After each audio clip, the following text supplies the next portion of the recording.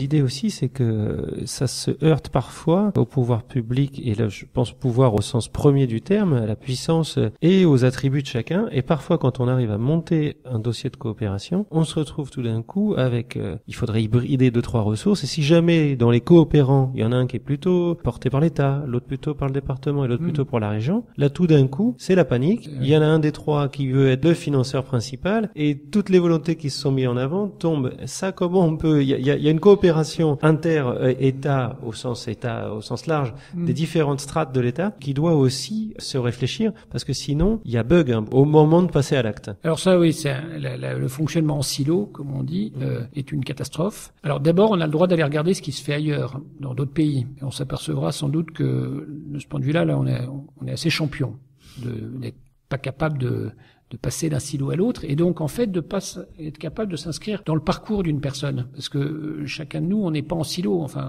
mais par contre on est concerné par différents silos. On est sportif un jour, on est consommateur le lendemain, on est parent à un autre moment, on est malade à certains moments, mais on reste une seule personne. Par contre, en face de nous, on a des gens qui sont contraints de raisonner en silo, et ça, c'est certainement quelque chose sur lequel il y a une amélioration lourde à faire pour pouvoir évoluer, parce que l'exemple que je donnais de l'EHPAD qui pourrait accueillir la cantine municipale, il faudra dépasser justement beaucoup de silos. L'éducation nationale, voilà. et les triples financements pour l'EHPAD. Il y a tout un travail de réflexion, notamment autour des ITEP, pour réussir à construire ce projet de vie et ce parcours de vie et décloisonner. Peut-être qu'une piste, alors sans foncer dans l'individualisme forcené, mais c'est qu'effectivement on réfléchisse un certain nombre de financements à partir de la personne. Si c'est la personne qui est porteuse entre guillemets du droit au financement, c'est elle qui franchit les silos et qui attribue au fur et à mesure les choses. Voilà. Mais j'ai dit ça, c'est pas un modèle économique encore très abouti, il faut le travailler.